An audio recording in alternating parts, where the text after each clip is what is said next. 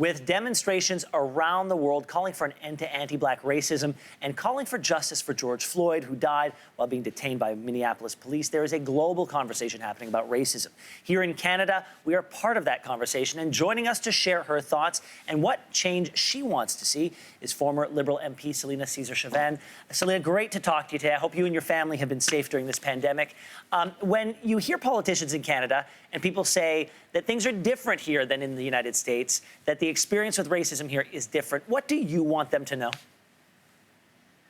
Well, I think before they say those pretty broad statements, I think that they don't have to look any further than Indigenous populations to understand that racism does exist in Canada. They could look further back at Africville, at carding, at a number of different incidents with different populations, the Kamagata Maru, to understand that racism has and continues to exist in Canada.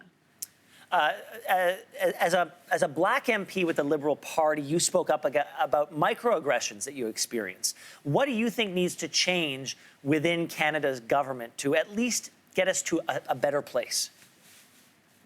Well, I think there needs to be an accountability and an understanding that of racism existing, first of all, and not just throwing around the words anti-Black racism without actually having some concrete steps. And right at the beginning of the 43rd Parliament, I put out a statement on Twitter of 43 things that can be done.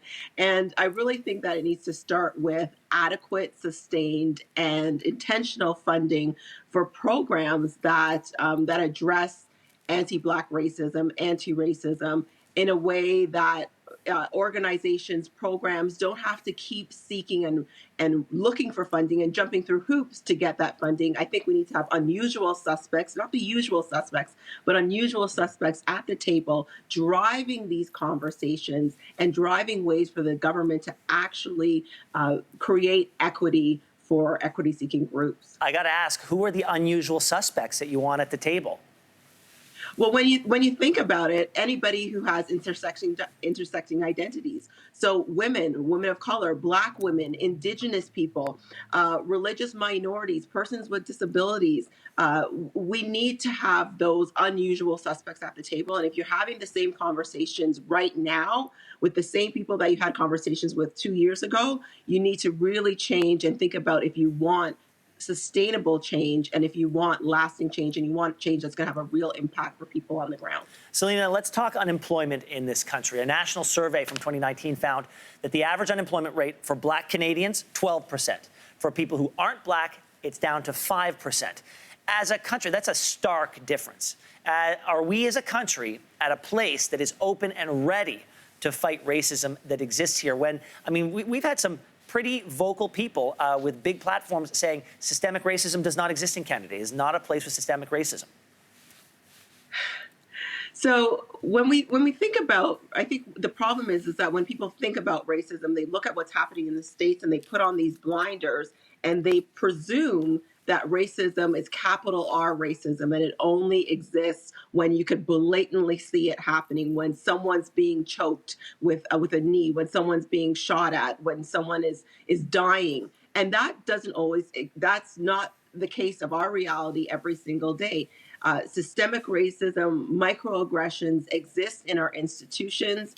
And I really think that when you look at that number, you have to understand that racism permeates throughout our system. So when we look at districts like Peel School District, when we look at what's happening with our students there, with the blatant racism that's happening there, it starts in our education system. When you look at our health outcomes, when you look at our justice system and the overpopulation of our prisons with Black and Indigenous people, you have to really think about whether or not systemic racism does not actually exist in this country, because I think it's our lived reality every day.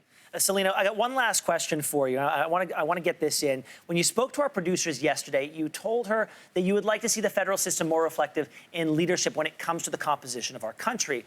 And you've got, talking to you, you are someone of great influence. People want to listen to you. You chose to leave politics. At some point, can you see yourself going back into politics and being that change that you want to see? Absolutely, Ben. I think when it comes to being in politics, there's a certain amount of responsibility, and I took that responsibility very seriously. There were some challenges within the party that I was in, and I did leave and sit as an independent.